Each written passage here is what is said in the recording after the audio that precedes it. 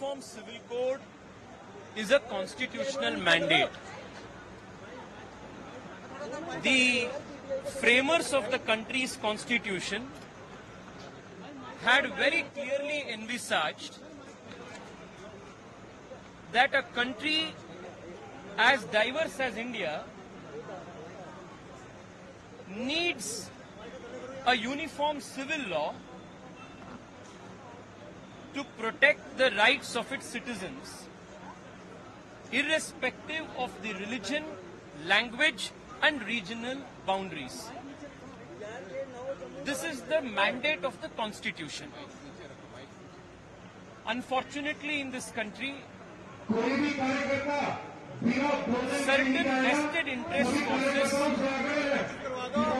have always tried to provoke the people against this constitutional mandate. And it is a matter of great dismay that even mainstream political parties like the Congress party and many other parties in the opposition have historically opposed the Uniform Civil Code, which is a constitutional mandate. It is only making it abundantly clear that they have always been anti-constitutional, they have always been disrespecting of the Constitution in letter and spirit. Tejaswiji, will the Modi government bring Uniform Civil Code law before 2024 elections? The Bharatiya Janata Party, right from its inception, has always maintained that Uniform Civil Code is a constitutional directive, and the party will strive to bring in the nation a uniform civil code. I am very confident that at an appropriate time, the party's leadership and the government leadership will fulfill the mandate of the party's manifesto, like it has done with respect to all other important manifesto promises, including the abrogation of Article 370. Tejaswiji, I've got two questions. Controversy on two laws in Karnataka which were brought in by the previous BJP government. One is the conversion law, and another is law which banned cow slaughter. Now, Congress is planning to reverse both these laws. Just like the Uniform Civil Code, prohibition of cow slaughter is also a constitutional mandate. By stating their clear objective of withdrawing the anti-cow slaughter law, the Congress party is again displaying its unconstitutional and anti-constitution behavior.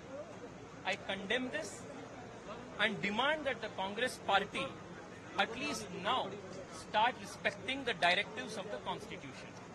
We have got two questions. One is that we have seen that there had been a joint statement by Prime Minister Narendra Modi and Joe Biden in the United States of America, where for the first time they said that Pakistan should not allow their soil to be used for terror-related activities. And after that we saw that United Pakistan, what they did, they summoned the envoy of the United States of America. How do you see this development, that you think that somewhere the Pakistan is getting exposed, that's why they are rattled? Pakistan is a failed state. The world recognizes Pakistan as a failed terror state. The world, including countries which earlier were in support of Pakistan, after having realized its true intentions, recognizes it as a terror factory of the world. And a state which is hopping from one country to another with a begging bowl in its hand,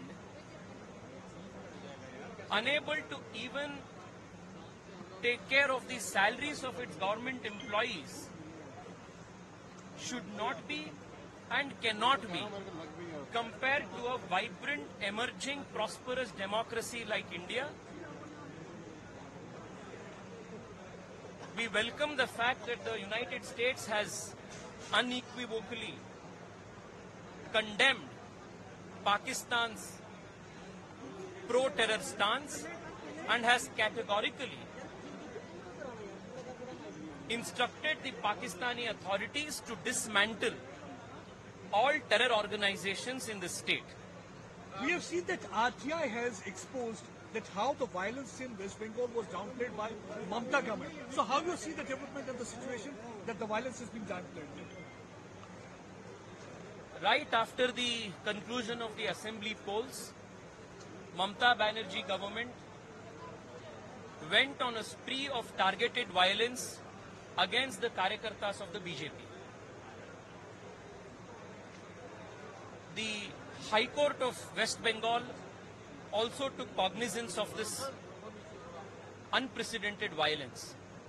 Even now, as we are seeing the Panchayat elections, the state government of West Bengal is resisting the deployment of central forces, because the only way that Mamata Banerjee knows to win elections is through booth capturing, is through organizing and orchestrating street violence, and through abusing institutions of the state, including the police department.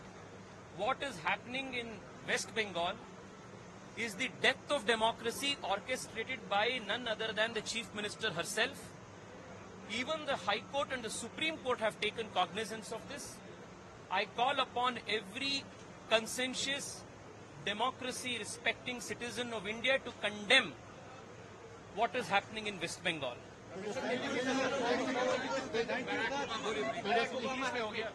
Ji, opposition की बैठक हुई थी पटना में, अमित शाह जी यहाँ पर आए थे। उन्होंने कहा कि एक फोटोशॉप था और फोटोशॉप हुआ और उसके बाद और कुछ नहीं था। लेकिन कल उमर अब्दुल्ला जो जम्मू कश्मीर के चीफ मिनिस्टर रहे हैं, उन्होंने साफ तौर पे कहा है कि उनका ये कहना ही ये दर्शाता है कि बीजेपी कहीं ना कहीं ओपोजिशन की जो ताकत बन रही है उससे डर रही है। पटना में जिन जिन पार्टियों ने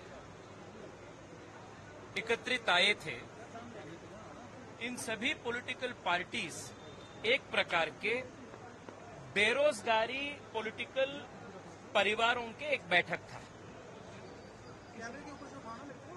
उमर अब्दुल्ला के बेटे, मुलायम सिंह जी के बेटे, शरद पवार जी के परिवार, करुणानिधि जी के परिवार, ऐसे पूरे देश में आप देखें तो पटना में हुई बैठक एक ऑपोजिशन के कोएलिशन से ज्यादा बेरोजगारी पॉलिटिकल परिवारों के एक सम्मेलन थे। और पूरे देश आज मोदी जी के नेतृत्व में ऐसे परिवारवादी पॉलिटिक्स को रिजेक्ट कर चुके हैं। और मैं मानता हूं कि इन सभी परिवारवादी पार्टियों को आने वाले लोकसभा चुनाव में भी देश की जनता और मजबूती के साथ रिजेक्ट करेंगे। और आप सब सीनियर पत्रकार हैं, मैं आपसे पूछना चाहता हूं कि तमिलनाडु के मुख्यमंत्री स्टालिन जी का क्या पॉलिटिकल असर जम्मू कश्मीर में होगा और उमर अब्दुल्ला जी का पॉलिटिकल असर कर्नाटका में क्या होगा, और अखिलेश यादव जी जिनको उत्तर प्रदेश की जनता ही रिजेक्ट कर चुके हैं, उनको क्या छत्तीसगढ़ में या वेस्ट बंगाल में लोग मानेंगे? ये जो ऑपोजिशन का पटना में किए गए सर्कस है, ये मैं फिर एक बार रिपीट करता हूं, देश के कोने कोने से रिजेक्ट किए गए पॉलिटिकल परिवारों का सम्मेलन था, उससे ज्यादा कुछ नहीं।